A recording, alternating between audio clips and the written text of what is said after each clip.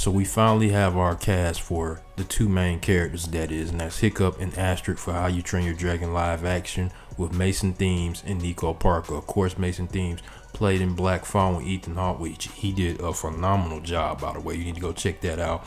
Nico Parker, who's the daughter of Daddy Newton, of course, she played a small role in The Last of Us, but it was a good little role. I think these are some good picks. We'll see if the director can pull this off, as I said in another short about this, of bringing animation to live action. Ooh, it's going to be tough because it's going to be a big budget. But post comments, let me know what you guys' thoughts on these two young actors being cast as these characters.